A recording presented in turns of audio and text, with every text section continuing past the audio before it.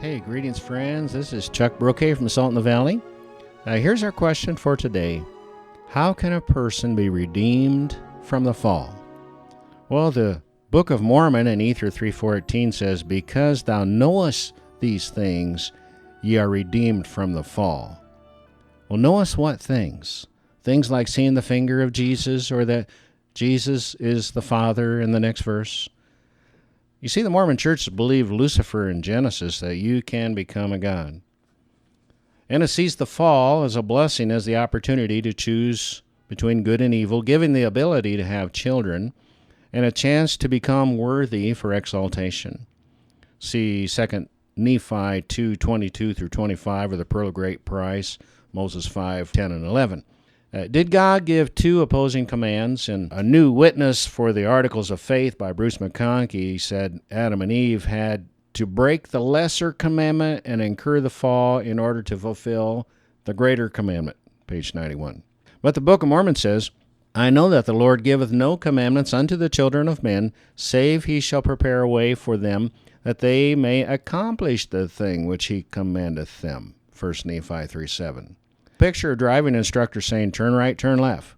When the poor student drives on, he says, "You're a transgressor, so you will be blessed and cursed for your disobedience." Well, let's not make God out to be a fool. McConkie continues, "Properly understood, it becomes apparent that the fall of Adam is one of the greatest blessings ever given of God to mankind," page 87. In the LDS Answers to Gospel Questions, the fall of Adam and Eve was not a sin, but an essential act upon which mortality depends, volume 5, page 15. No sin. Mormonism makes a lame distinction between sins and transgressions.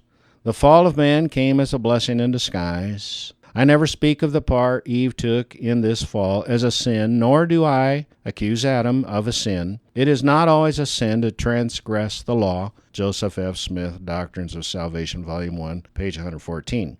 This was a transgression of the law, but not a sin in the strict sense, for it was something that Adam and Eve had to do, page 115. If Adam and Eve had never sinned, then explain this. "Wherefore, as by one man sin entered into the world, and death by sin, and so death passed upon all men, for all have sinned." Romans 5:12. Why did the sinners try to hide themselves in shame? The fall of man is painful, not freeing. And where does the Bible say Adam and Eve could not have children without eating from the tree? You see, here's what happened.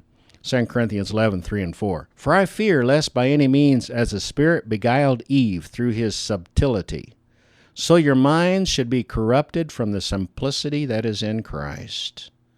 You see, he beguiled Eve.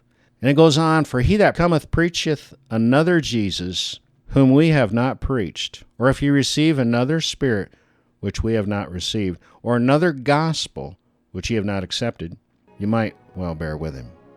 You see, the corruption of the fall leads to what? Another Jesus, a different spirit, and a different gospel. Folks, we got to get this right. It's not a fall that was up. It was a fall into the sin of the whole human race that started with Adam and Eve.